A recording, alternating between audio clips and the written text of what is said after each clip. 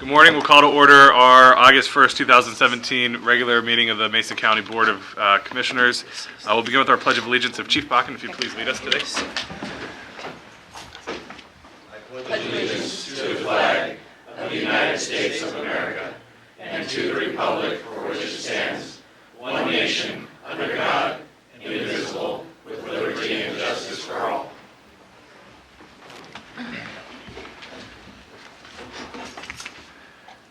And if the clerk would please take the roll.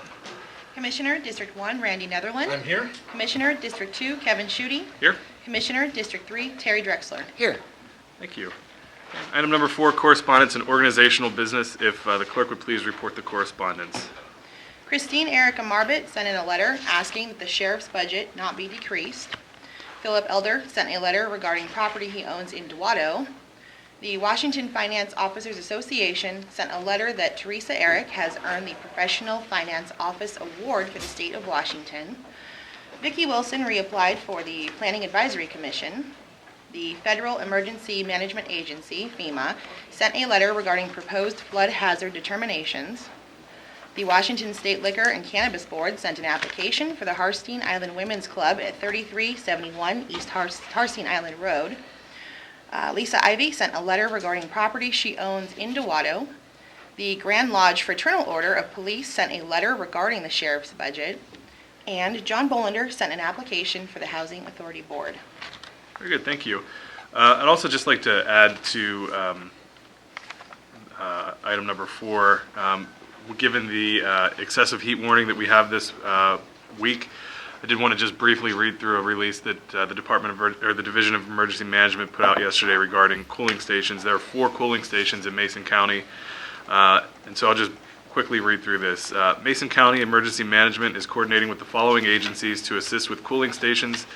The stations will be open Wednesday, Thursday, and Friday, August 2nd through the 4th, during regular business hours for you to drop by and cool off if needed. Please stay hydrated and keep plenty of fresh water available for your pets for their well-being during this hot weather. Wednesday, August 2nd locations: City of Shelton Civic Center, 525 West Coda Street, Shelton, open 8 a.m. to 5 p.m. Mason County Public Works, 100 West Public Works Drive, Shelton, open 7:30 a.m. to 4:30 p.m. Hub Center for Seniors, 111 Northeast Old Belfair Highway, Belfair, open 8:30 to 4:30 p.m. Fire District Number 6, Station 6150 East Seattle Street, Union, open 8 a.m. to 5 p.m.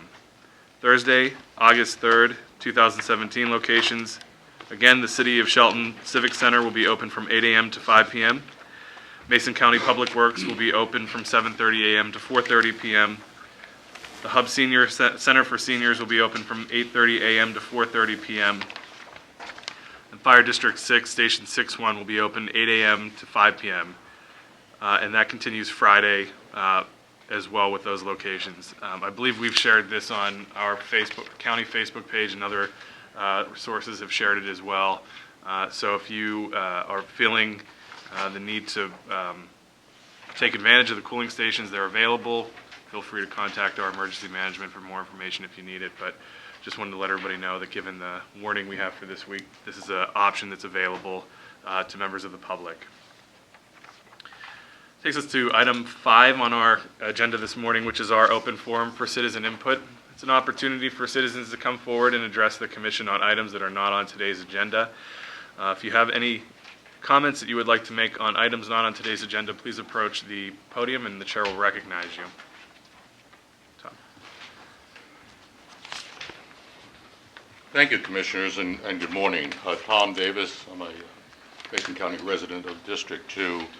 And I just wanted to maybe bring us back to some fundamentals regarding the operation of business operations in Mason County, and whether or not the policies being adopted or the restructuring actually has a benefit to the general public. When I speak to you here, or when any member of the public speaks to you here, we're speaking to agents that we have elected to carry out our business. And I want to be clear that that's our relationship, just as like when I speak to an employee, I don't speak to your employee, they might answer to you, but I speak to my employee, because my employee, I am I am hiring that employee. He's a public service employee, works for me, works for all the people of the county, answers to you as the agent. So I want to just sometimes we need to back up and make sure that we have the rules of the game in place. So when you adopt a policy, this board adopts a policy, it's reasonable for me to expect that there'd be a public benefit associated with whatever policy you decided. And there's been a lot of controversy about the Sports Services Department or the creation of the Sports Services Department. And I'd like to maybe give you some reasons why there is so much controversy around there, because I have trouble myself trying to find the public benefit that has been achieved through the additional expense. Now, it's been admitted and reiterated that this was not a process that was meant to save money, and by sure it has not done that, and that its purpose was to be more efficient. Well, it certainly hasn't been more efficient for the public since the Sports Services Department has come into being. We've increased our current expense budget by $10.8 million. So if the ultimate goal was to reduce costs or some other public benefit that I'm not aware of, we have failed to do that. So I just, having been here a length of time and paid attention over the last 9 years, I just want to remind you what it used to be like before we had the Support Services Department. Before we had the Support Services Department, people would speak up and say to the commissioners, department heads, budget managers, you can't do that. You can't spend that money twice. You can't take that money out of the reserves. There were limitations. They were free to speak up. That all went away. All those opposing voices, and I mean all those opposing voices, have gone as part and parcel of the restructuring. Whether or not that was by design or coincidence, I don't know. But we don't hear those voices any longer. And I'd like to assert that if we did hear those voices, or we had heard those voices over the last 3 years or 4 years, that we would not be in this predicament, that we would have had some additional information. So I would like to encourage the board to encourage their staff, not only to think inside the box or outside the box, but if they don't like what's going on, they need to speak up. These are professional people. These people went to college and to other formal education to concentrate on the departments that they're working in. You are an agent of the people. You really don't have much formal education along those lines. You administer to the people who do. When people are left to make the decisions that are in the best interest of the general public, and they're allowed to do that, they will do so. If they feel intimidated, if they feel that you don't want to hear this information that they're giving, then they are less inclined. And you can buy their loyalty, but you can't buy their efficiency.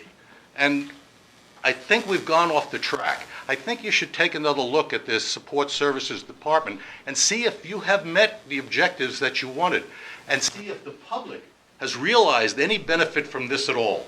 And so that's the groundwork I'd like to lay. If you're looking out and you see people railing on about support services and why people at the top are getting more money while people at the bottom are getting laid off, we haven't seen the benefit, the public benefit. Thank you.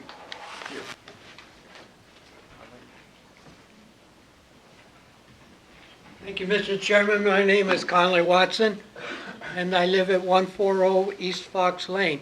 And I would like to thank Commissioner Netherland for in the paper where you put a bench in for Jerry Lingle, who I support, and I wrote down some things of people who inspired me as much as 10 years ago. And Jerry Lingle we lost him due to death. And back there, John Keats, who could write a budget or could write a grant better than anybody. And now for the newspaper, for the journal. Mary Duncan, Natalie Johnson, for writing As It Were years ago. And I would like to just go back to Jerry Lingle and thank you for remembering him. Thank you. Anyone else for public comment? Please.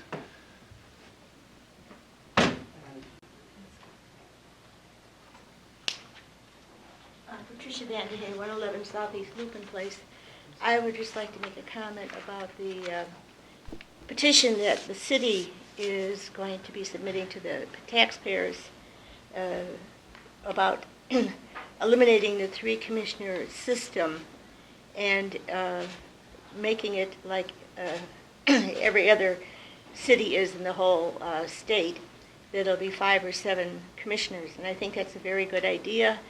I think 3, and I think the county should do the same thing, because I don't think that it is as democratic with 3 than it would be much better with 5 or 7 totally independent individuals from the general public that would be on this and get more of the public's input on what should or shouldn't be done.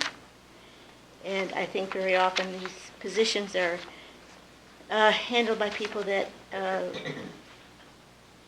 haven't really been considering what the general public is interested in wants.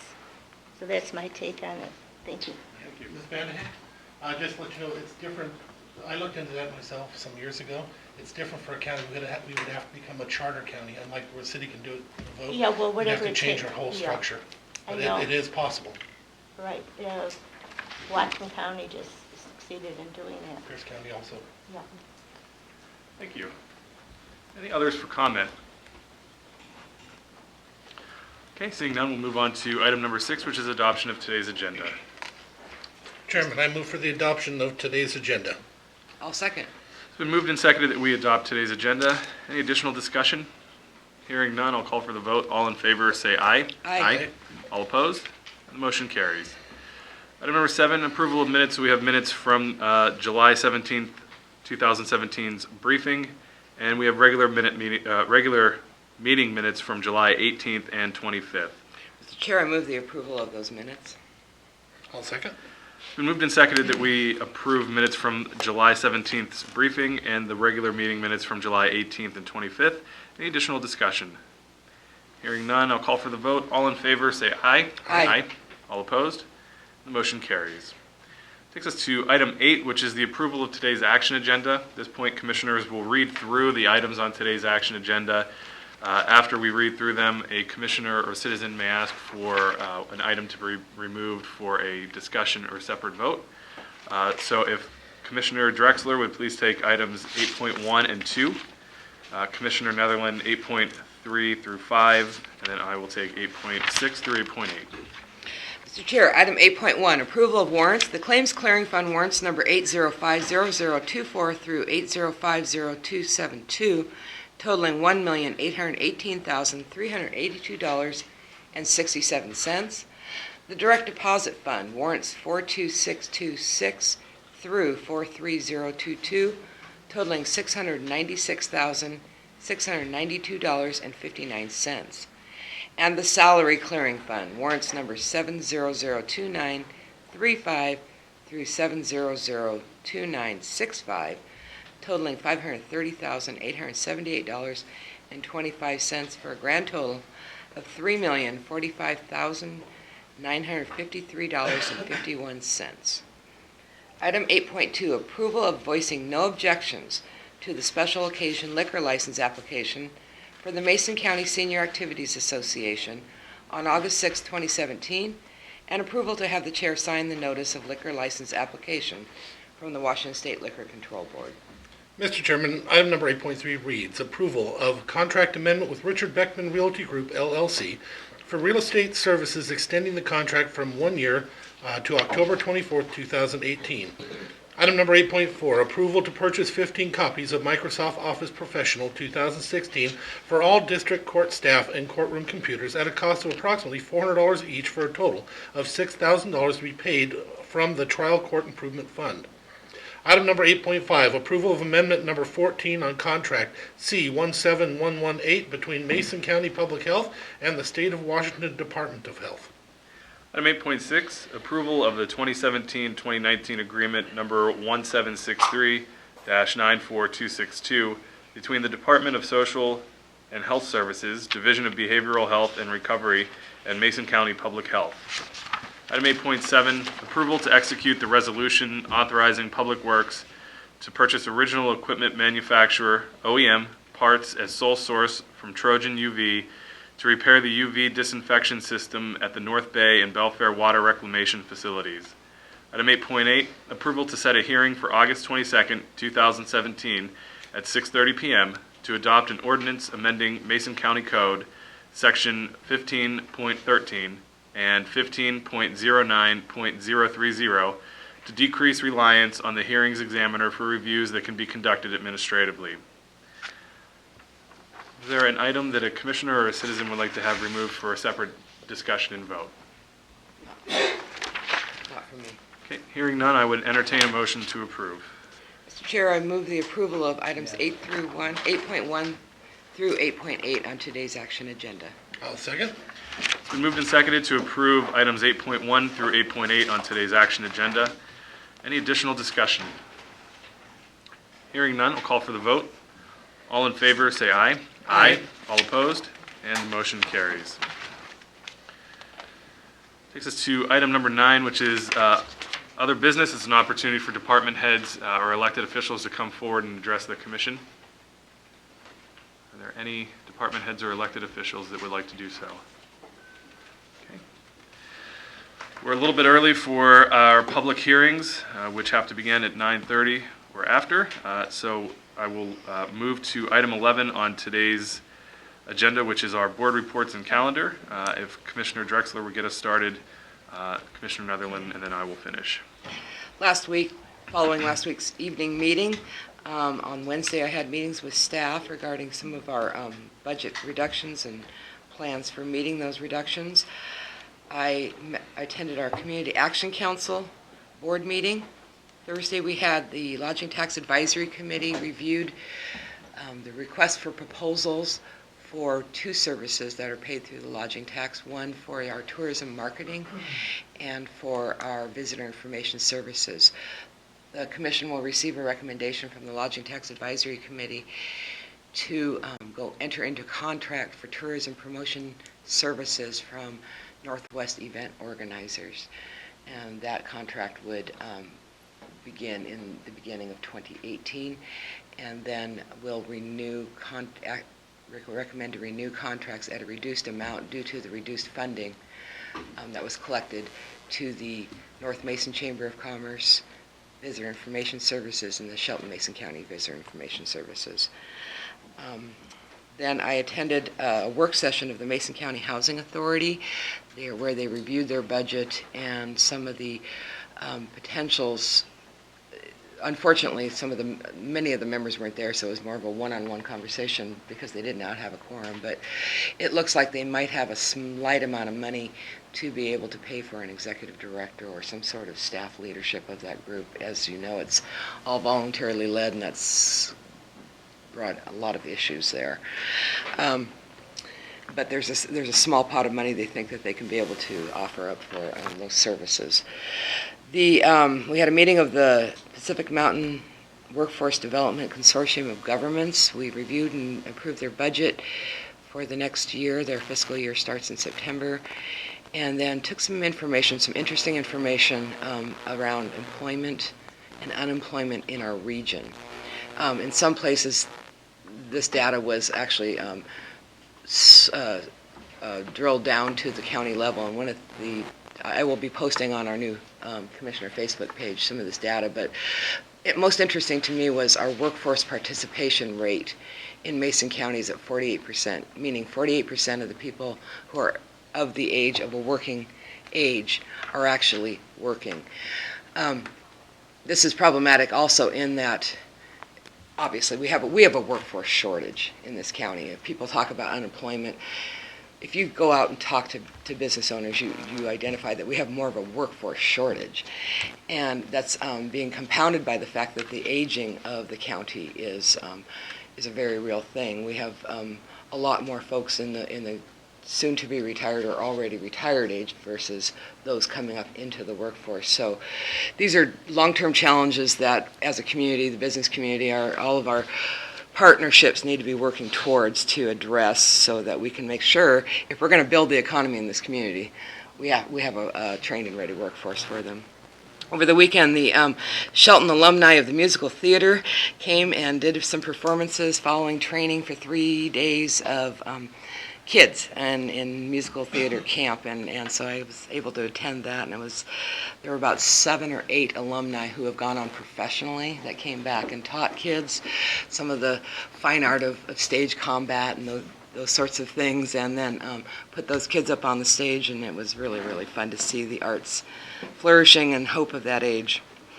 We had our briefings yesterday, and then I had an oyster board meeting for the Oyster Fest this year. New to this year will be a Friday night function that will be arranged for and coordinated by the Shelton Rotary. Skookum Rotary is who puts on Oyster Fest, but we're partnering more and more with the Shelton Rotary. So there will be a Friday night function of music, oysters, and hamburgers, etc. So that's a new thing that people have been wanting. Following this meeting, I'll be meeting with our transportation consultant regarding a potential draft transportation plan for our urban growth areas in the north end of the county. I won't be able to attend it, but I hope people that might be available can attend at 6 p.m. at the Skookum Grange. There'll be a meeting with our planner, Paula, to just hear what folks' hopes are for the future of Mason County around our comprehensive plan and land use planning. I'll be meeting tomorrow with staff from the Governor's Office and the Department of Health regarding shellfish industry challenges here and things that I would like us as a county to address in a shellfish initiative. And then I'll have an audit conference for the Mason Transit Authority. I'll be meeting with the Hood Canal Quarrying Council director and then the director of the Transportation Improvement Board, which I sit on that board. And then on Friday, there'll be a goodbye party in the evening at the Hub in Belfair for Patty Kleist, who is retiring from her role at the Hub. Commissioner Netherland, you could probably speak most best for her what her contributions to the community. And then back here on Monday for briefings. Thank you. Mm-hmm. All right.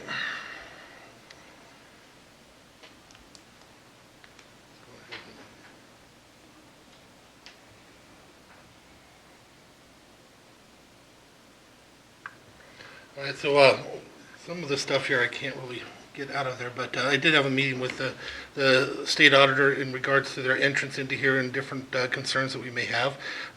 West Sound Alliance on the different options and still working and moving forward with transportation projects in regards to the Navy's industrial corridor. I was the guest speaker at Kitsap Alliance of Property Owners, and I'm always amazed if we ever think we have it bad here, you ought to hear what they have to say about what their property rights are up in Kitsap County. They're very thankful for what we do, and they watch it in order to try and get their Kitsap County to do some of the same things.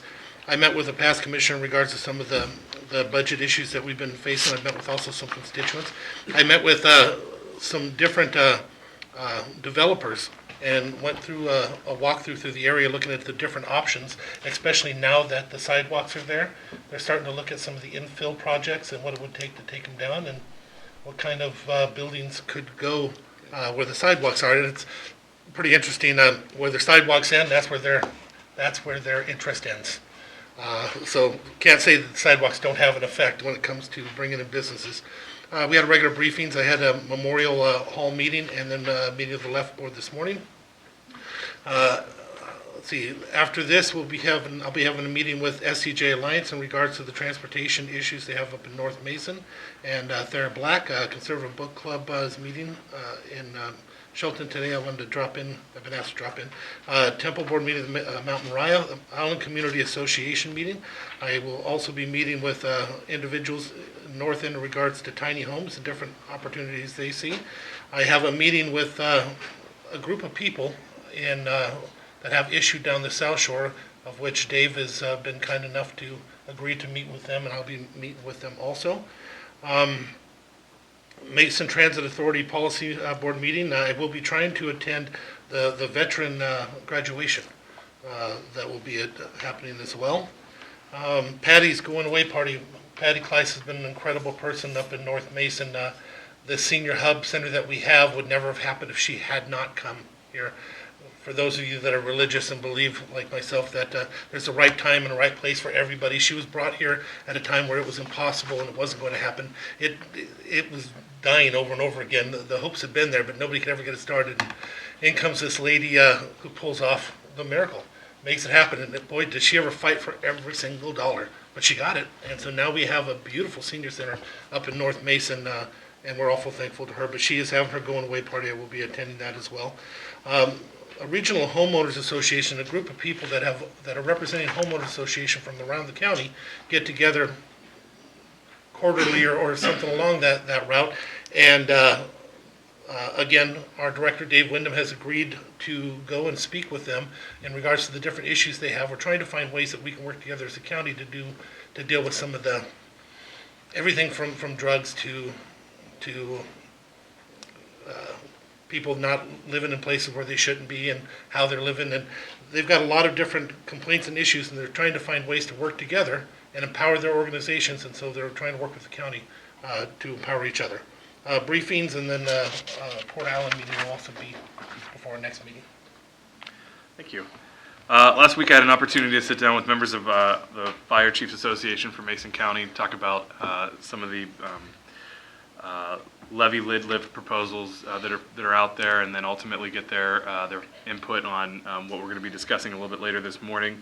Appreciated their time and the opportunity to chat with them about some of the issues that they see coming down the road. Also had an Alliance for Healthy South Sound meeting. Again, a lot of the conversation there centered on shellfish and some regional partnerships that may kind of emerge from some of the discussions that Commissioner Drexler has initiated here in the county. So those are things that are in the works. And then on Sunday evening, it was my wife and I attended the opening ceremonies for the Pee Wee Reese World Series in Shelton. Great experience. Great to see kids from as far away as Connecticut and kids from Canada and all over the country here in Shelton to play baseball. They asked me to throw out the first pitch. I can tell you there's a lot that can go wrong when you stand up there to throw out a first pitch. It was a little low and outside, but we'll call it a ball for sure. But they're playing up there all week with the Occasional Wednesday, and so just keep that in mind if you're looking for something to do in the evening with your family. Great food, great games, and Shelton's team is 2-0, so keep that momentum going. After today's meeting, I will have a chance to catch up with SCJ Alliance as well, talking about those transportation issues in Belfair. Also be meeting with Todd Parker from Community Development to continue a conversation that the Commission has been having regarding veterans housing and how to resolve some issues with Homes First and get that project moving forward, hopefully in a positive way for the county and for the veterans that are in need of that housing. Later this week, I'll also be meeting together with Scott Brewer from the Hood Canal Coordinating Council and Elizabeth McManus from the Alliance for a Healthy South Sound, again, to talk about those regional opportunities for shellfish initiatives in order to protect water quality and to just look at what partnerships might be available among the different counties that are represented in those organizations, of which Mason County is right in the middle geographically of all of those. And so I look forward to those conversations. Then I'll also be attending the Veterans Court graduation later this week. Look forward to that. And then that brings me back for briefings on Monday and then commission meeting on Tuesday morning. And we have about 15 seconds until 9:30. I should have stretched it out a little bit more, I guess. Okay. I just wanted to make a comment. Not only is Mason County in the middle of this multi-county opportunity for bolstering our shellfish industry, we are one of the highest producers, and have the most shoreline. So we have a lot at stake, and we have a lot of opportunity to be leaders here. Yeah, great opportunity for us to take the lead for sure. Okay, having passed 9:30, we can move into the public hearings for today. Item 10.1 is a public hearing to approve revisions to Chapter 17.03.030 of the Mason County Development Regulations regarding development requirements and performance standards. And at this time, I'd ask staff to please brief. Good morning, Commissioners. Morning. So, I passed out this morning, and for the audience, there are some slight changes from what was briefed, and we'll come to that change. And the pages are up here for those who want to see that.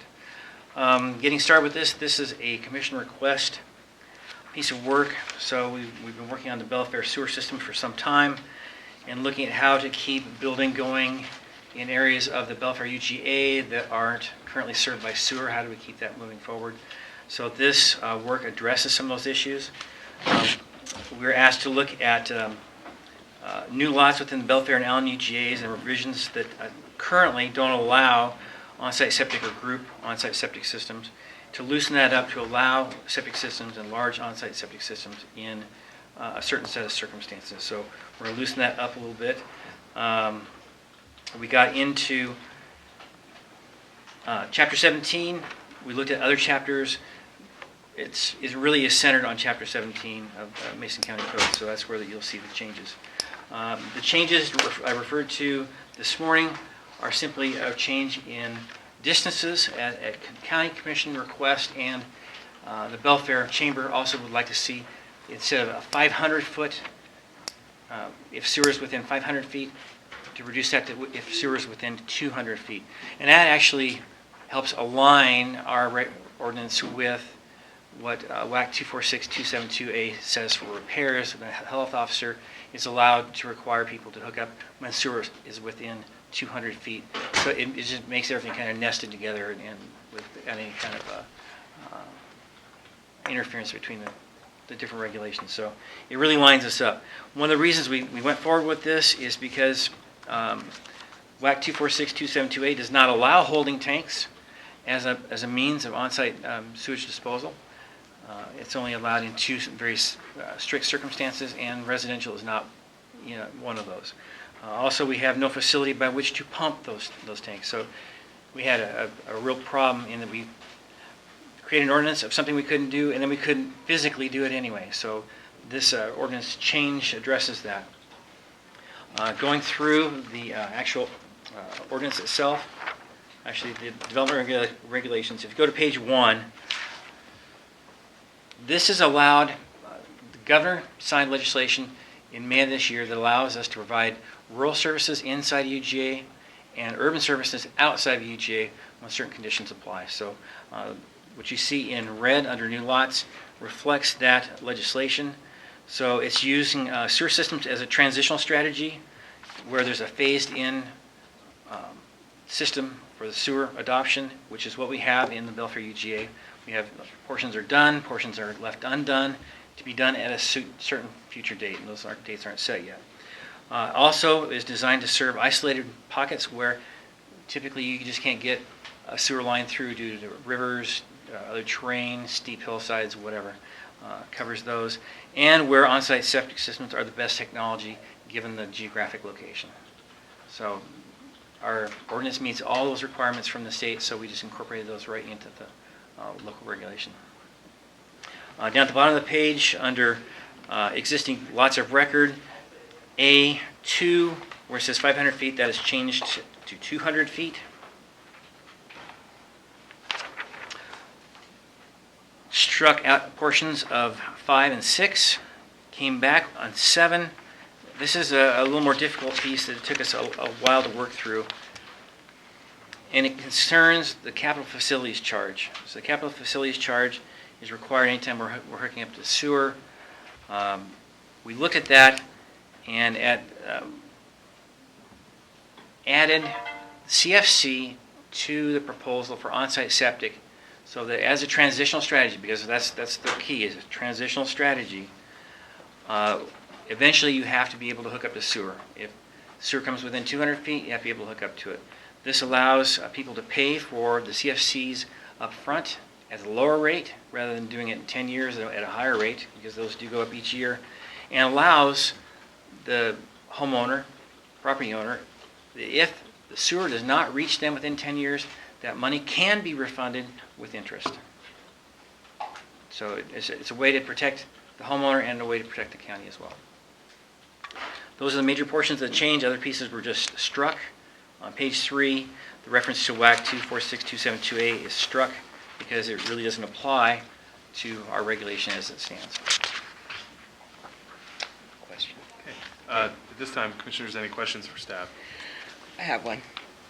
First of all, I just want to point out that Section 9 talks about large on-site septic Oh. systems and how we as a county, should a large on-site septic system be built, we as a county will be the ones who service it. And I think I like the transition strategy around large on-site septic systems. But I wanted to go down to then 10B. I wanted to find out if it was missed that we needed to change the 500 feet in the Oh, third. yes.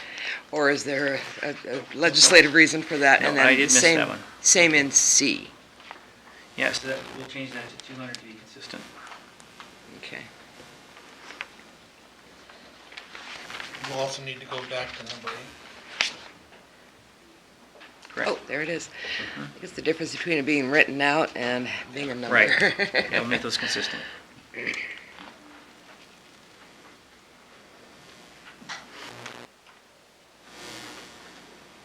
Okay, any additional questions for staff? Okay, at this time, I would. Oh, actually, I apologize. I did have one more. And this is not directly related, but you indicated that that new legislation that was signed into law allowed sewer services, or at least urban services, outside of UGAs when certain conditions apply. Have those conditions changed from what they used to be? No, where it's there's- still, essentially, you have to have an urgent public health issue. So if you guys, failing septic systems, you have septic intrusion into fresh water, groundwater, those would be situations in which you would come in with urban services outside of UGA. So we don't have any more flexibility than we had Not on previous to those, this? no. That's And that unfortunate. has been established in RCW for some time. Right, I just didn't know if this bill changed any of that. Thanks. Nope. Okay, no other questions? So at this time, I would open up the public comment portion on item 10.1. If you would like to make comment on, Actually, I have a question for staff. if that's Okay. Okay. Yeah, hi. The objective here was to increase the sewer capacity or have the sewer capacity used so we could offset some of the long-term costs. How does this affect that goal, or are we banking that we're going to hook up to the SKIA Industrial Center to I can't increase that? Can't comment on the second one, but yeah, it will, if we don't, what this allows us to do is in those areas that we know are going to take a long time to get sewer out to them, to allow development to continue until sewer does actually get to them. Oh, So oh, it will require them to hook up if it gets within 200 feet. But this will delay that mandatory hookup process as we were doing in phases to offset some of those costs, get more subscribers to offset some of those costs for our long-term. But the CFCs are paid up front, which helps offset those costs. The capital facilities charge is paid up front. Right. So, and that was our attempt in order to meet that goal of making sure that the Belfair sewer system is fiscally viable. Okay. All right, thank you. I have a question too, Dave. Yeah. I see in Hoodsport, we have at least 2 situations where they're putting in holding tanks.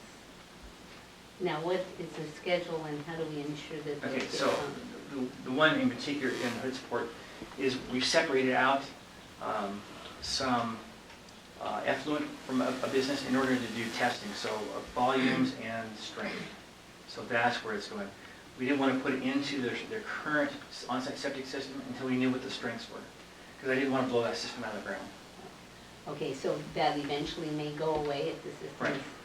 Right, and once we make a determination on what the waste strength is and what the volumes are, then we can design a system that will work. But until we have that information, because the EPA manual does not cover that particular kind of effluent, we came up with our own way to do that. And the frequency of monitoring that tank being pumped? Yeah, we're going to do that this month, next month, and then have a design to put in. So if the waste strength is low, design flows are low, we'll just go into the regular septic system. Otherwise, it'll have to go into a treatment system and then into the septic system.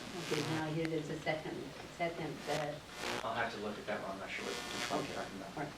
Is there any area that's rural that you know of? that has on sewer Well, systems? my point being, the pocket gopher is now an endangered species. Do you have, if you hit one, what happens then? I haven't hit a gopher yet. No. Okay. Way to keep them honest.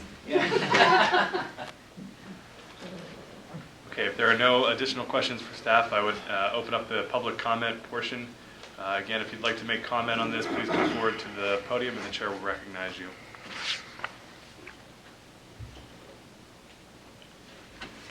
Anybody for public comment? Okay, hearing none, I will close the public comment portion and move to commissioner discussion and motions. Commissioner, I picked up one more place we need to revise, and that is on the first page, 2AI, last line. Change 500 feet to 200 feet. I appreciate very much Representative Griffey bringing to the attention of the state legislature that this demand for urban services is not always feasible in certain urban growth areas. And as Commissioner Netherland has been reminding all of us for many years, that in essence we had a building moratorium going on in the areas that we really need to see growth, commercial and economic growth. There's a housing shortage, basically. We have folks that are working in Kitsap County that can't find housing in Kitsap County. They try to come on down to Mason County, and the inventory, if you talk to anybody that works in the real estate business, the inventory is so low that the prices are, in my mind, artificially high to some extent, but that's a function of supply and demand. We need the housing, and of course we need the commercial development. So if we can open up the opportunity for that development that isn't contingent on us as a county going into more debt to expand our sewer, then we need to embrace that opportunity. So I thank Representative Griffey for bringing this to the legislature. This is, I think, his second year of attempting on this, and he was successful this year.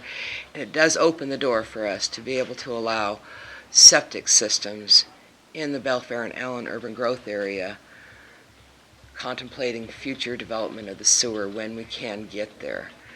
So I'm very much in favor of this. I also am very much in favor in reducing the requirement to be within 500 feet to 200 feet to require the hookup.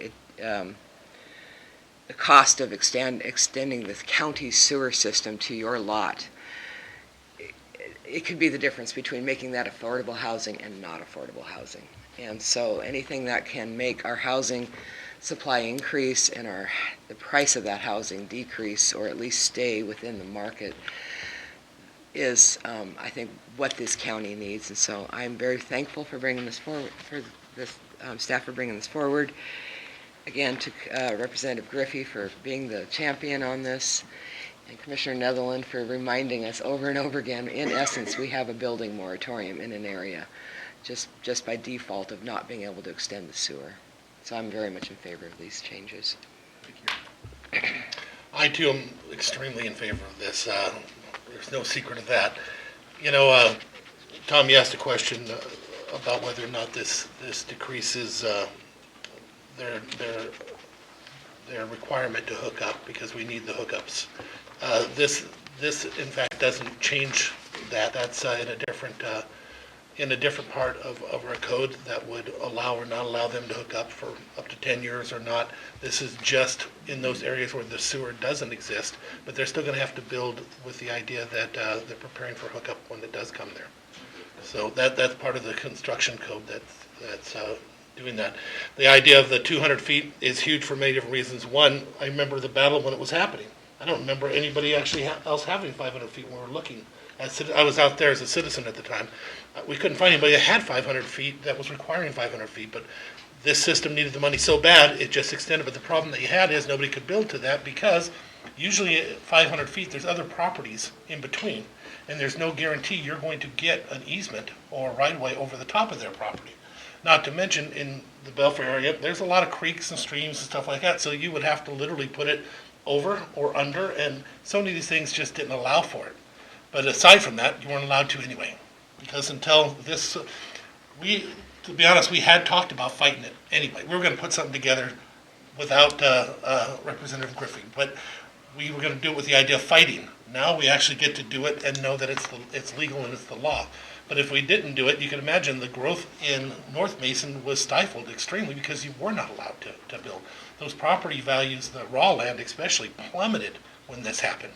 I use as an example when they put the moratorium, that's not a moratorium on, I sold a piece of property to a person that had, less than a year earlier, had been appraised at $2.8 million, and we ended up buying it at $5.25 because the property values plummeted. They couldn't divide it. It was 1/3 high density, which meant nothing because you couldn't subdivide the land, 1/3 medium density, which meant nothing.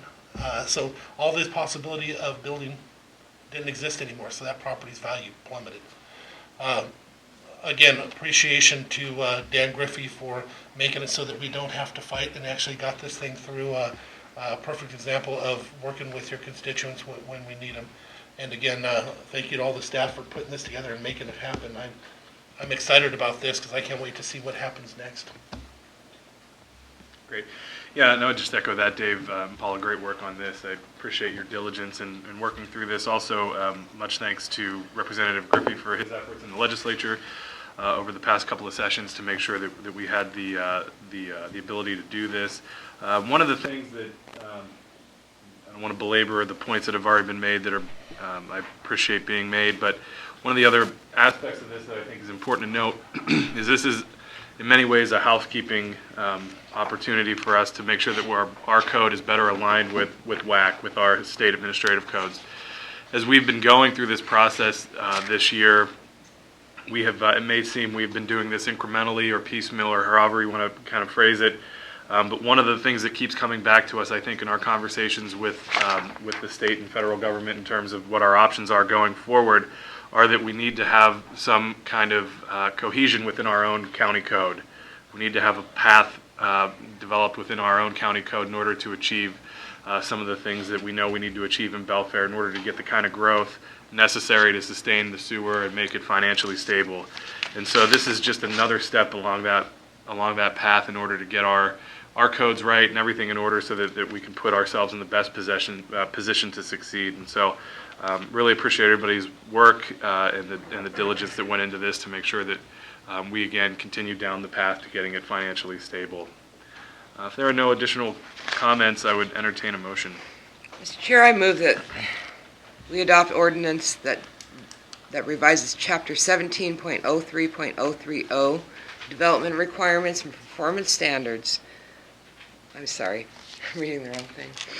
Mr. Chair, I move that we approve the revisions to Chapter 17.03.030 of the Mason County Development Regulations regarding development requirements and performance standards. With all revisions back to 200, there should be a second. As revised, yes.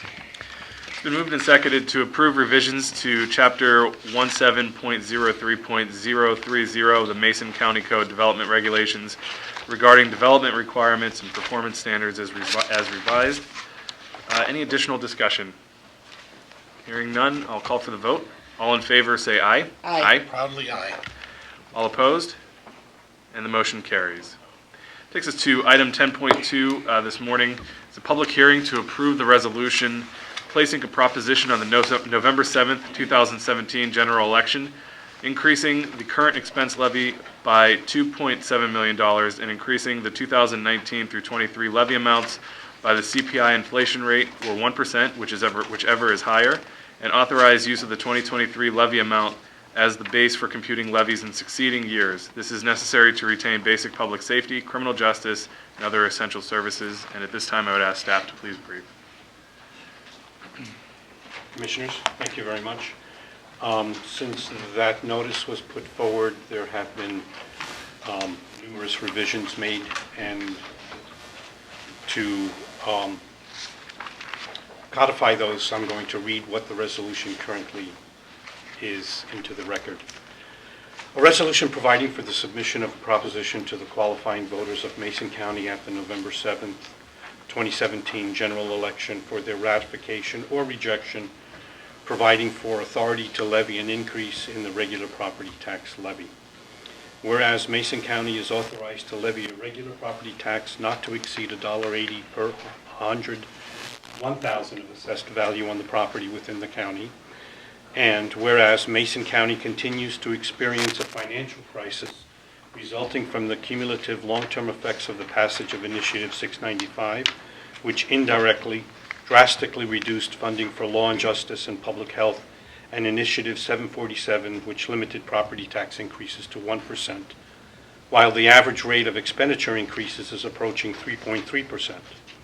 As a result, the financial solvency of Mason County is threatened, and in spite of aggressive, crippling reductions, continues to be in peril without prudent and swift revenue adjustments. And whereas the Mason County Commissioners responded by taking action to cut expenses to offset the drastic increase in expenditures and attempt to balance the budget. Government expenses in 2017 were cut by $1.7 million, or approximately 7.3% of the current expense fund. The county workforce was reduced by over 27 positions. Work hours were reduced for some positions. Offices shortened their hours open to the public as a result of fewer employees. Commissioners, elected officials, and department heads can make donations to the county. Commissioners, elected officials, and department heads are requested to eliminate unnecessary expenses. Fees for services were adjusted where prudent to recoup the cost of doing business. And the commissioners will pursue and adopt a park plan to help maintain county parks. And whereas these sweeping measures have significantly reduced county government services, strained internal services, and left some essential programs underfunded and understaffed.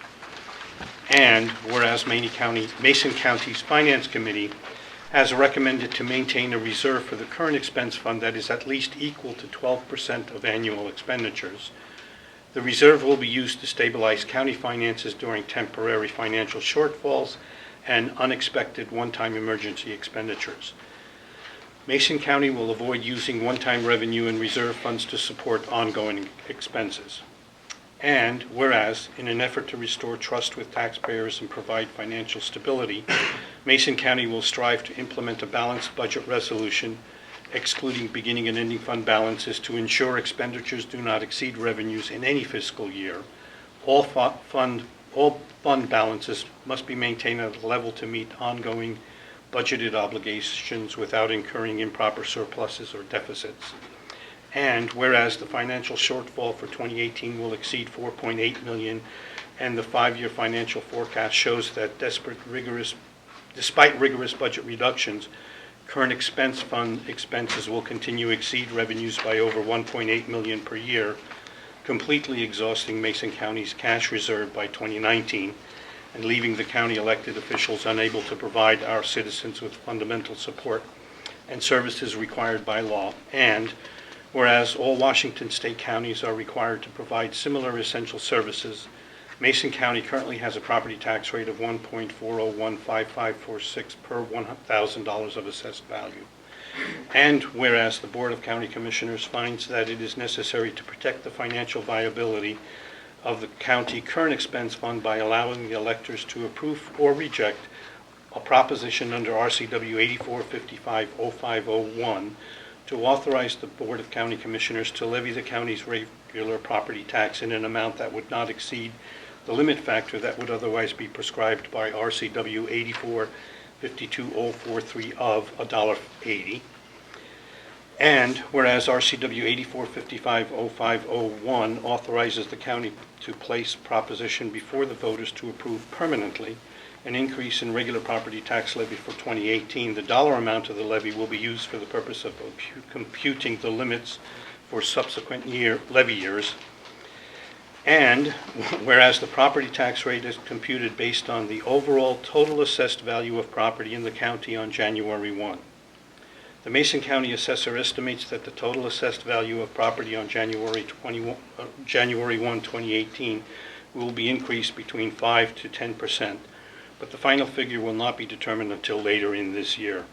If the total assessed value of property is increased by 7.5%, the dollar rate to raise the same regular levy amount in 2018, plus the 1% limit factor, would be $1.40 per thousand of assessed value, and the voter-approved added levy rate to raise an additional $3.4 million would be 37 cents for a total levy rate to be collected in 2018 of $1.77 per thousand assessed valuation.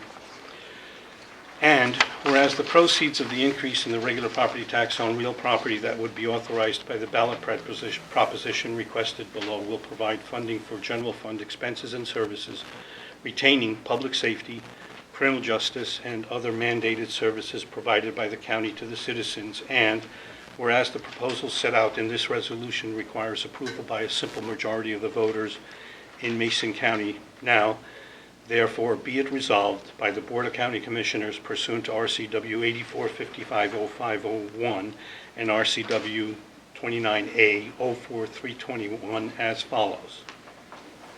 Section 1, the best interest of the citizens of Mason County require the submission to the qualified voters of the county a proposition to levy regular property taxes above the limitations established in RCW 8452.043 for approval or rejection at the general election to be held on November 7th, 2017.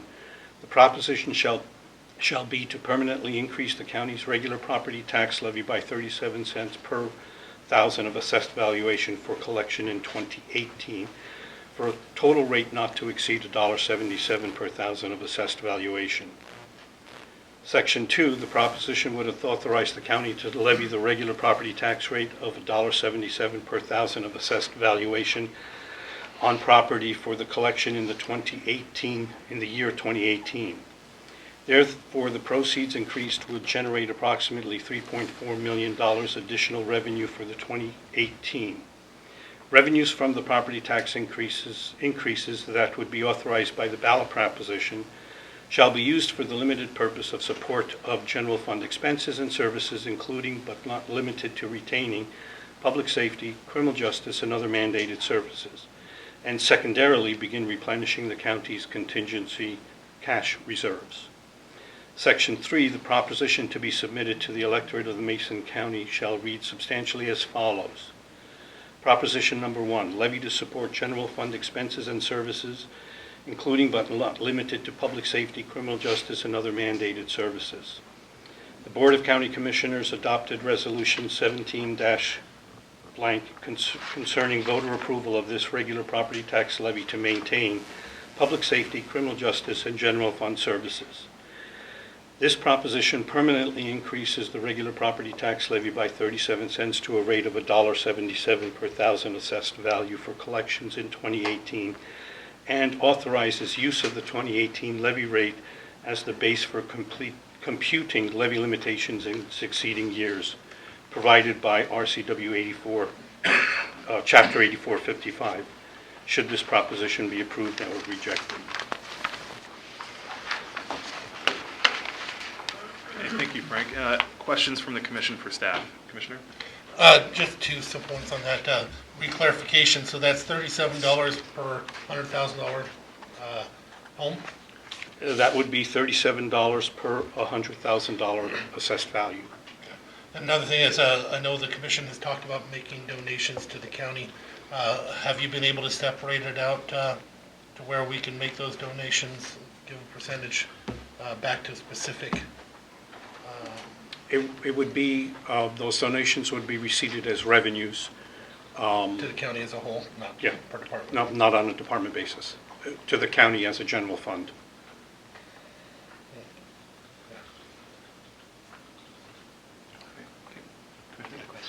Okay, any questions for staff before we open the public comment portion? Okay, hearing none, at this time I'll open the public comment period. Come forward, and the chair will state your name, and the chair will acknowledge you. If we can keep our comments by our guidelines to no more than 5 minutes, please come forward at this time. Sure. Thank you, Commissioners. I thought there'd be a line out the block.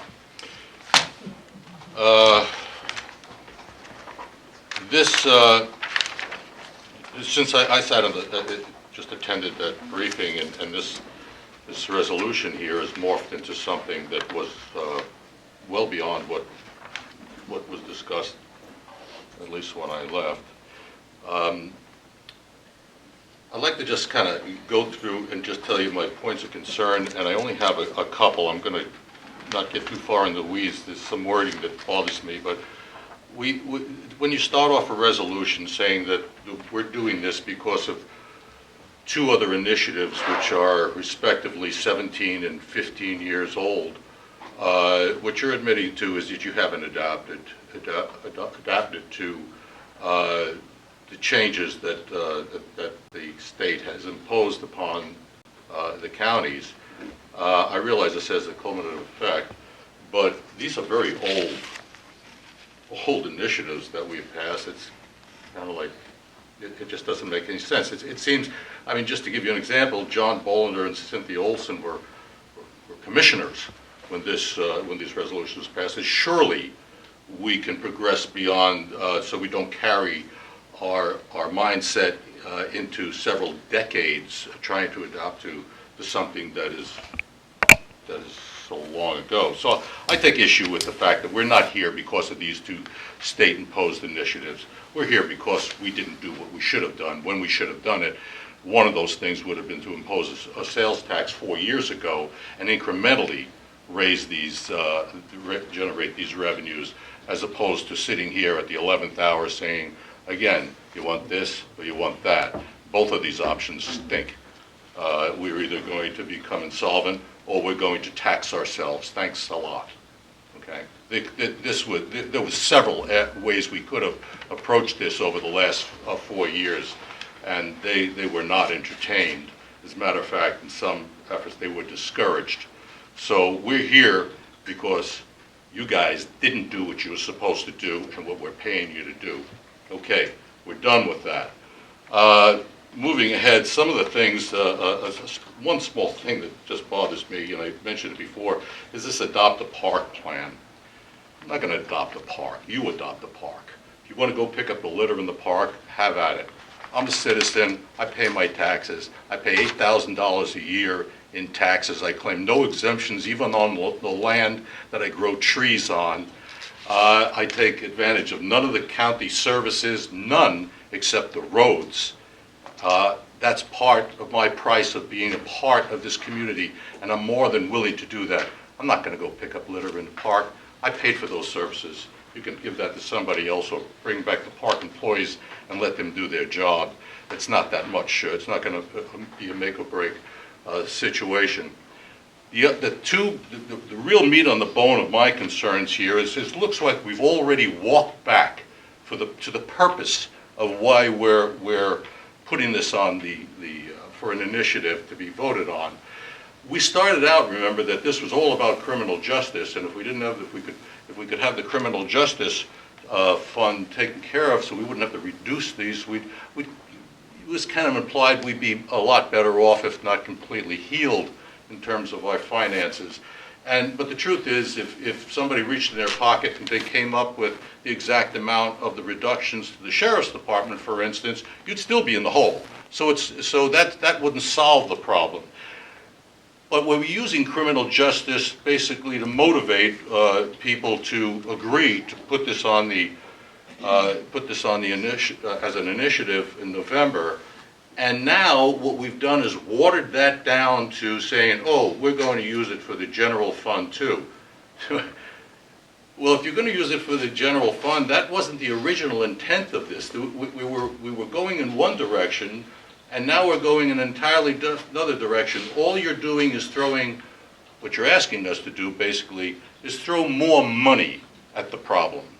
So you got to remember too, if you keep this in context, the budget that was passed for 2017 was a $3.8 million budget. That turned out really to be a $40.6 million budget. I'm sorry, it was a $38.5 million budget, but it turned out to really be a $40.6 million budget because when we were standing here this July, you needed to come up with another couple of $1 million. So we didn't fall off a cliff and find ourselves in this situation. We worked very hard to get here. And now that we are here, and you're looking for some relief to the taxpayer, which you have sworn time and time again, no new taxes, now you're going back and saying, okay, we're not going to tax you, tax yourselves. But if you don't tax yourselves, we're going to be insolvent in 2019. That's a lousy choice. This shouldn't be used for the general fund. This should be used for one specific purpose. And that's the way the city did it. And you had an opportunity to get on that bandwagon, if you recall, when the Mayor Tran came up here and asked if the county wanted to get on that sales tax increase, you could have generated maybe $700,000 to $900,000 a year, but you didn't. You went your own way, and you haven't done an incremental sales tax. So now you want us to throw more money into the general fund. Get that general fund off there. I'm not giving any more money to the general fund. I would rather ask 5,000 or 6,000 of my fellow taxpayers to throw into a fund to hire a lawyer to have a class action lawsuit. That's what I think would be a more productive use of that money.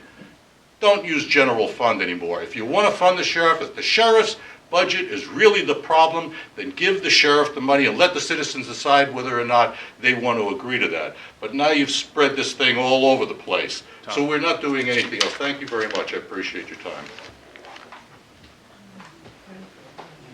Okay, next.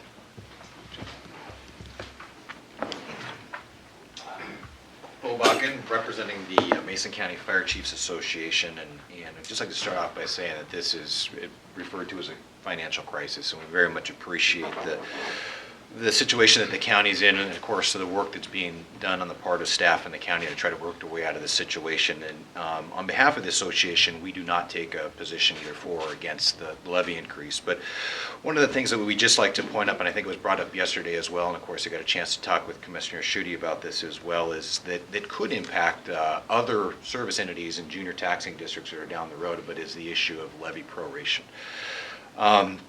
What happens per the Washington Administrative Code is that we are all lumped, and I say we, a defined group of districts, are all lumped into a taxing category. And you've got roads that are in that, you've got the county that's in that, parks, library, fire districts, and we're all lumped into a taxing category. And the state Administrative Code does not allow for that levy increase or those combined levies, when you add up the levies of all those groups, to exceed $5.90. And one of the things that would happen in this particular arrangement is that a levy increase would increase the combined total of those levies that are levied by all these different districts and push us close to an issue known as proration. And what happens per the state law when you get into that arrangement, if you exceed a total levy limit or a levy grouping of $5.90, all of a sudden there's a very complicated formula that kicks in. But essentially, you start with your junior taxing districts, and we just start cutting the levy for those junior taxing districts until we get to $5.90. And so, as we've looked at this, we want to make sure that this is it's understood when making the decision today. But as we're doing our informal calculations, we're finding that we're not going to be pushed into a prorationing status next year because of the levy increase.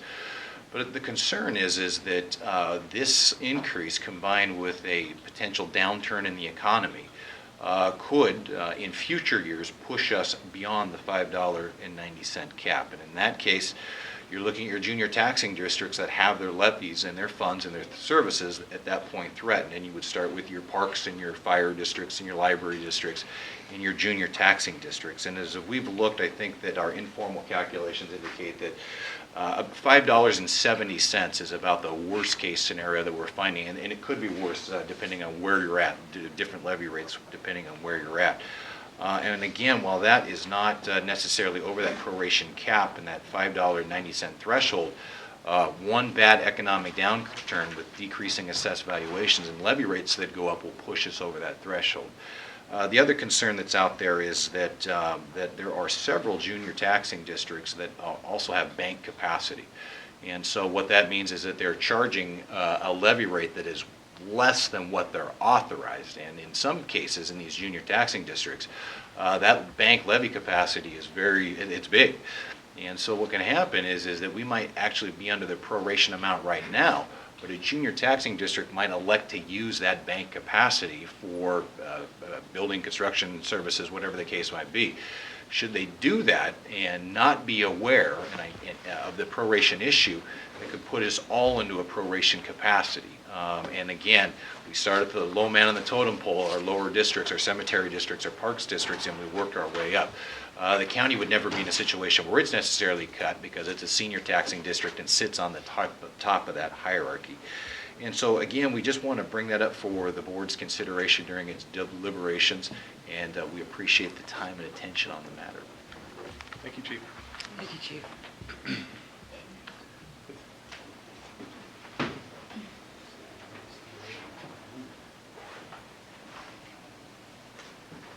Tricia Van Day, 111 Southeast Lupin Place. We're really in a quagmire. If I handled my financial money in that, I'd be living in, as the county does, I'd be living in the forest in a tent. You know, there doesn't seem to be any thought about if you decide on something and it's going to have to be paid, somewhere along the line it does have to be paid. And I keep thinking that the Belfair sewer and water system is an albatross around the neck of this county.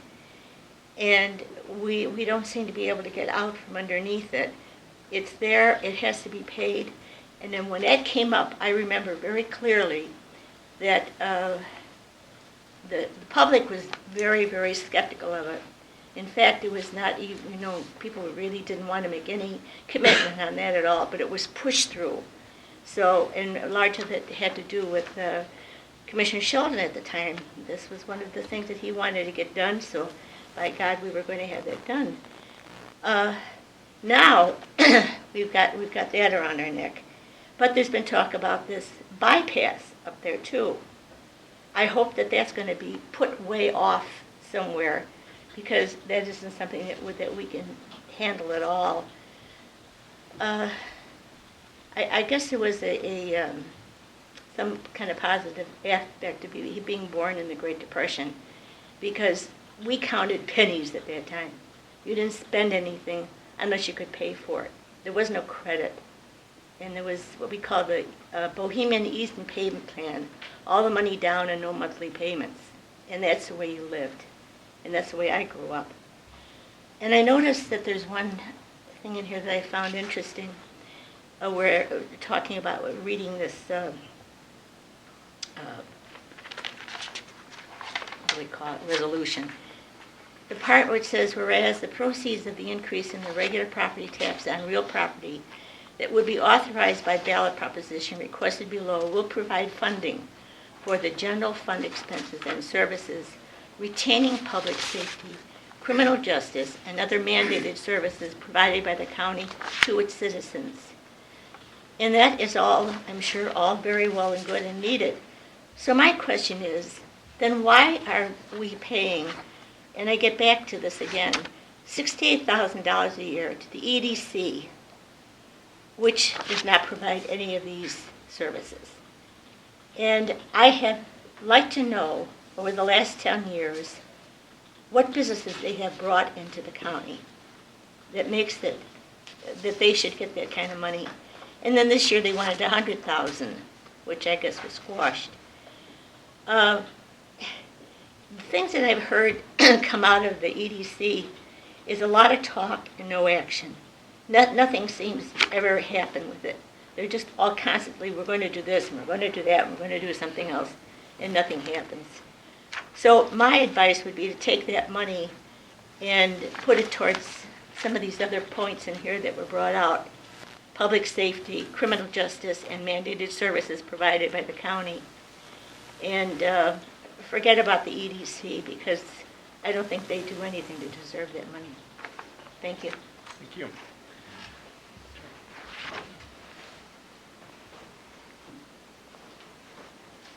Commissioners? Morning, Jerry Ecken Road, 27210 North US Highway 101, Hoodsport, concerned citizen. And I agree with what Tom Davis has said in terms of, keeping this down to what has started as not including the general fund.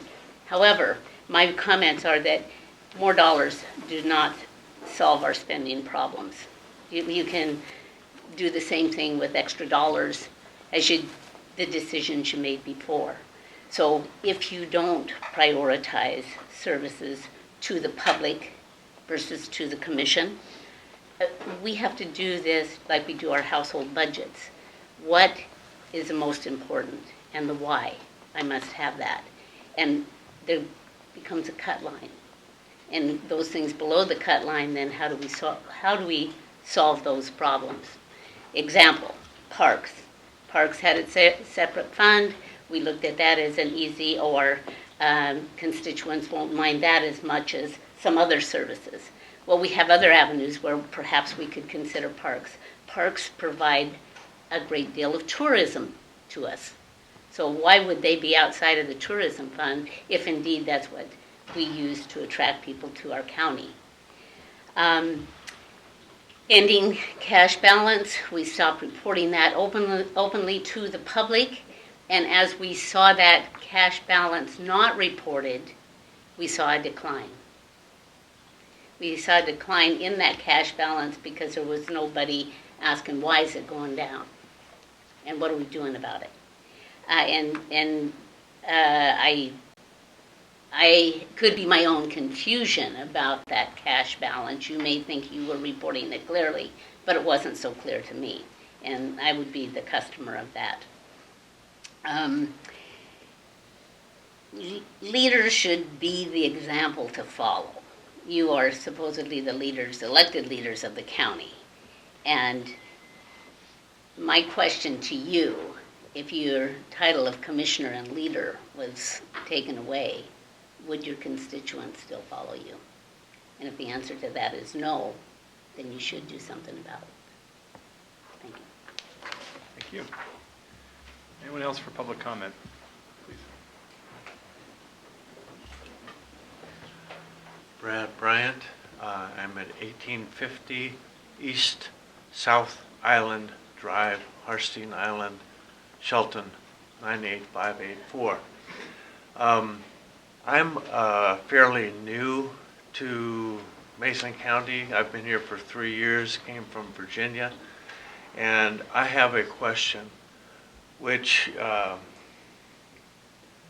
probably is an unpopular question, but why does Washington State have no income tax, and why does Mason County have no income tax? It's a progressive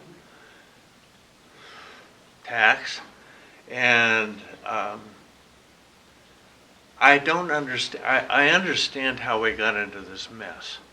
We're in a mess. We know that. We've got to do something. We have some ability to raise property taxes. As a property owner of 14 acres in Virginia, I'm paying the same amount for an acre and a quarter here, but the difference is that in Virginia there is an state income tax. How come we don't have such a thing in Mason County and in Washington State? We've got to solve this regardless. I mean, one way or another, we're going to solve it. But my question remains, what do we do? Thank you. If I could just on the income tax, so there's the Constitution of the state doesn't permit that, and the voters have, through the initiative process, have voted against an income tax on several occasions. So every state's a bit different, and so that's why we have no income tax. Thank you for that. So we're bound by voter-approved law not to charge an income tax. Right. Okay. Thank you. Any other comments? Please. Hello, Commissioners. I am Kristen Masteller, citizen today. I just want to start out by saying I am not at all excited about the prospect of my property taxes going up and my mortgage payment going up. That being said, when I call the sheriff's office or emergency responders, I want them to respond. I want them to respond in a timely manner. I want to have roads that I can drive on to work every day that are safe and there when I need them. If I need to call the county for support services, I like that a live body is there to answer the phone and help me with my calls and my questions that I have. And Jerry made a good point about the cut line, about items that are above or below the cut line. Well, so my family, we just sold our properties in the Aga area because of public safety issues. We didn't want to raise our children there any longer.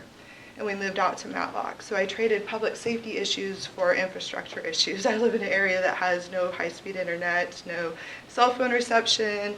I also drive a 2-mile gravel road each way every day on my 60-mile round-trip commute on county roads to work. Roads, from my understanding, the 6-year transportation improvement plan have been below the cut line because of budget issues. That's important to me. So I hope that this general fund is, when you're finding that, the transportation improvement plan is one of those things that make it above that cut line. Because I would like to see that gravel road that was promised X amount of years ago to be chip sealed, that it would be chip sealed so it's safer for me to drive my children on. That when there's snow, I don't have to either miss work or wait for somebody with a ginormous 4-wheel drive truck to come pick me up and take me to work. Those are real safety issues that I'm dealing with since I moved out there, and I made that choice, and I understand that. But I like this resolution because you're giving me as the taxpayer the option to say, I am willing to pay more every month out of my family budget. I have 2 small children, I have daycare. Daycare is almost as much as my mortgage payment. You know, that's a decision that my husband and I would gladly make if it meant that the things that we care about made it above that cut line. So I'm asking that you do pass a resolution and that you do give the individual taxpayers the option to decide whether or not they're willing to pay more for those services. Because I think that is something that we should be able to decide. These things are important to us. We do want to pay to have them. And then we can express and articulate to you what those priorities are for each of us as you're setting your strategic plans and work plans and transportation improvement plans and whatnot. So I'm probably going to get booed. Please don't boo me. But I do hope you pass the resolution because I want to be able to have that say instead of being continuously told that's not a priority right now. That's not a priority right now. So thank you. Thank you. Any additional comments at this time?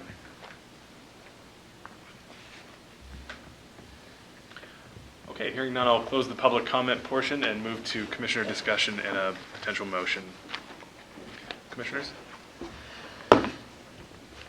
Please. Okay, I will. Always start. Huh? I always start. No problem. Tom, as you know, that's what I've been saying. It's the same thing in criminal justice. But I did hear something a few minutes ago before this started that does have me thinking the way it was worded, if we had done it that specific way, we would have actually, because the whole $1.77 is included in it, we would have actually hurt the other departments because you would not be able to use that for the general fund anymore. I like the idea of it being the increase for criminal justice and public safety. And I'm not sure how we can get there from here with the verbiage that we have, because that is an issue. I want to remind everybody, though, criminal justice is not just the sheriff's department. And public safety, you know, you have, no matter what, we're at a situation where we've gone real heavy with one department, but we've taken away from so many to get there. You know, if you go to the district court's office, you'll find they barely have enough to do the paperwork to be able to make it through, because during the times where we were pushing more money one way, we had to take away from somewhere else or not allow them the services they needed to do. The auditor was down here before us, explaining to us that where she used to have 16, she now has, what was the last number she was at? Was it 9? 11? So they've had to lose their services over the years as we've empowered one department, because we thought that that was the need, and I'll be the first one to say I thought that was the biggest need for the county as well. But every department has taken those hits and gone down, every single one of them, including support services. I know you have issue with it, but the big savings there was $3.2 million when it started that we would have had to pay back. And you're looking at a $300,000 difference, but that's come down over the years because where there used to be directors, now there's just managers on some of the departments. Now some have been put together. So it wasn't done for a cost savings. It was done in a sense to save us from having to pay a huge amount of money for a decision that a past commission had made to take money out of ER&R. And either way, we still had different organizations like emergency management and IT, which were in the road department, which were not legally allowed to be in the road department. So they had to go somewhere, and there was no department to take them on. So we had to create something in order to house these other industries. The road fund, I want to hit on that. That fund there is actually separate. The only money that can come out of the road fund or change for the road fund is if we give it for the sheriff's department for road policing, basically. And at this point, we have rated that fund $1.5 million in order for them to have that, to be able to utilize that. Is that enough? I don't know. Last year we had it 1.2, but they were only able to use 1.1. So, because everything they do has to come down on paper to show that it's used for this specific purpose, or we take a risk of losing. I was just down in Olympia talking to the road folks, and if we were to take money out of our road fund and use it in a way we shouldn't, we could be liable for $3.4 million right now, because not only would we not get money for future roads or roads we're working on, we have to pay back any contract that's open. So can't take money in order to lose that much money, especially on a yearly basis. This, since we started, it's always been an uphill battle. We all know it. Our costs increase on a regular basis 3.5%. I've heard comments about some of the wages and not doing contracts. Well, you know what? As we finally been able to keep all our officers, I think that we finally got a place where we were able to pay them enough to where we don't lose them all. That had always been a huge issue here. Some of these unions have given up a lot. It's not like they're getting the 10% increases like other counties. And Mason County hasn't been that way. We had the first year where the Teamsters stepped up. They got a 0.68% increase? 0.86% increase. Could you imagine Teamsters agreeing to that? And they have as they've gone through. So this year, it's a 2% increase plus a cost of living allowance of, 1.2? 1.2. So, you're not talking about unions that have taken advantage of us and beaten us to death. It's the opposite. They've seen our shortcomings and our need for the money, and they've stepped up and helped in their negotiations. So we need to say thank you to all of them. And it hasn't been, like I said, we've entered in bad contracts. We've done pretty well, but each year the cost of living goes up. The cost of doing business goes up. There's no way around that. The copy machine costs more to operate. It's just the way it is. And when you can only take in 1%, what was our increase last year? $88,000. But yet the cost of doing business with everything in the county goes up a whole heck of a lot. You can't catch up that way. That's what it meant by that law that passed 15 years ago you're talking about. It is just the way it is. I'm going to be voting in favor of it, although reluctantly, because as you said and as you know, I've been against tax increases. And that's what you were talking about, saying, Randy, you should have been for the tax increases a long time ago. But it is what it is. Now is the time where I can't deny that I have to ask the people if that's what they want to do. When it comes to the amount and everything that we're going for and the idea of criminal justice, I want to make it clear, no matter what we do, costs are still going to continue to go up. There's no way around that. Unless something happens in this world that all of a sudden they're down to 1%, we're still going to be restricted by what we can do to raise the taxes to meet those costs. If the people, and they will have to make the final decision, it's up to them on whether or not they want to. It's not like we could have just wrote anything down on paper and just raised the taxes anyway. It has to go to the people anyway, something like this. So they're going to make a decision on whether or not we find a way to work within that or whether we cut. This year, the Sheriff's Department, with the big cuts that they had, I looked at their budget, I believe they did not have to cut a deputy, but they believe that they did. That's their choice, that's up to them. Right or wrong, it is what it is, but I can assure you this. I can't see any way that they're not going to have a huge cut if this doesn't happen. There's just no way, because the dollars are the dollars, and they can't create the money either. So I'm going to be voting in favor of this because I don't see the other option. If I did, I've been looking for it going down Libya. I haven't found it. This is the only option. And if the people decide that they're not going to do this, there are going to be big cuts. And I'm not saying that in order to scare people, because that's the problem I had with how this was handled the last time. I think we could make the cuts the way we did.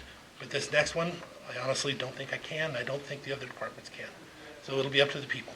I'll be voting in favor of it to give the people the opportunity to decide if they want to burden themselves or not, or if we're supposed to make deeper cuts. And we will make whatever cuts the people decide. Thank you. Sure. I will be voting in favor of passage of this resolution. The resolution cites two voter-approved initiatives that have led the local government to have to ask the voters for tax increases to meet expenses. And so I think it's very appropriate that we cite those voter-approved initiatives, because we are doing that very thing, asking the voters, would you approve a tax increase? I'm not saying one way or the other whether I'm approving a set tax increase, because yes, we will cut if the tax increase is not approved by the voters. And it's, in my mind, the voters saying we're okay with those cuts that we're experiencing this year alone. So I've never said that I don't approve of new taxes. I just have always said we have the duty to go to the voters and let them make that decision. We don't make it for them. They make that decision, and that's how we're set up in this state. I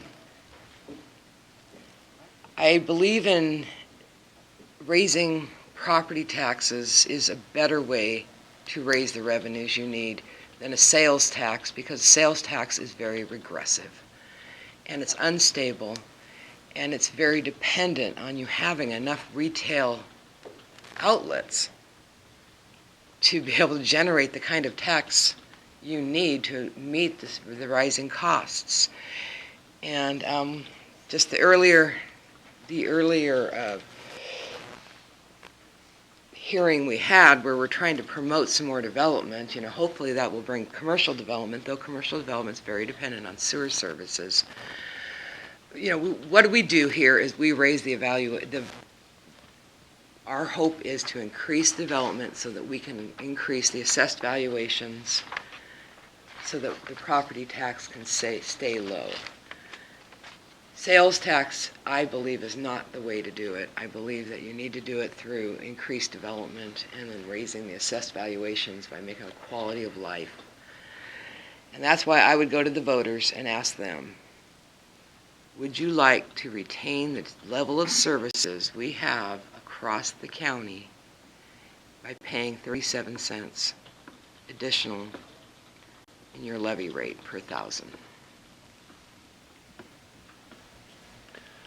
Thank you. I appreciate everybody's comments this morning. I know this is a very difficult conversation to have, and one, frankly, that I don't believe has had a chance to be had in our community in quite some time. There were some references earlier to conversations several years ago. Unfortunately, we can't go in our way back machine and fix the past, and so we have to kind of look to the future here and see what direction that we want to go. And the options in front of us are not great.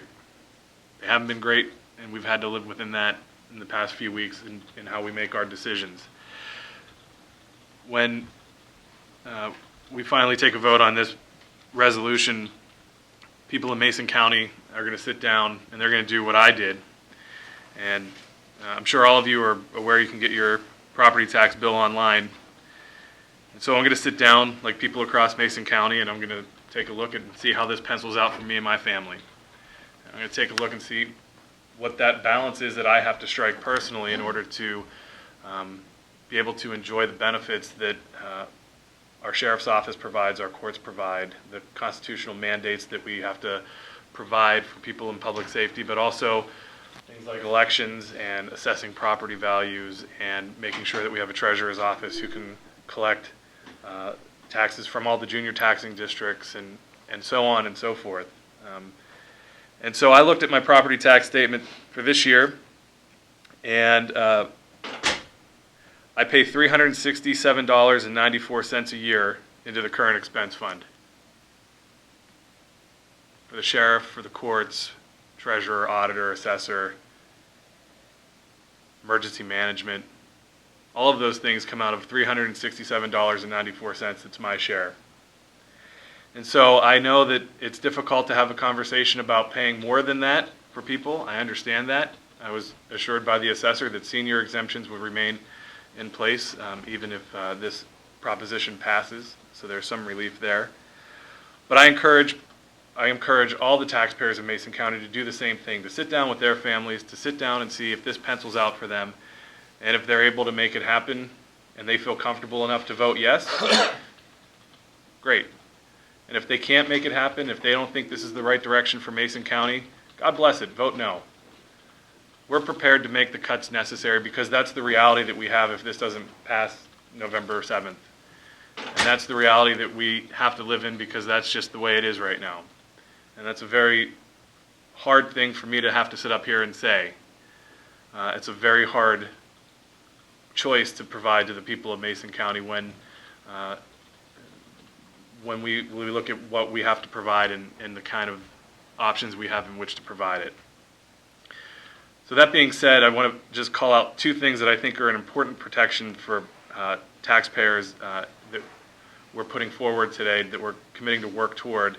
And that's first off, putting additional sideboards around what we use the reserve funding for, having a more thorough conversation about how we get to the 12% threshold that has been brought forward by the County Finance Committee. And that's to look at utilizing those funds for temporary financial shortfalls and unexpected one-time emergencies, and that we avoid using one-time revenue to fund ongoing expenses. I think that's a common sense measure that we can put in place to help show the taxpayers of Mason County that we're serious about being good stewards of their dollars.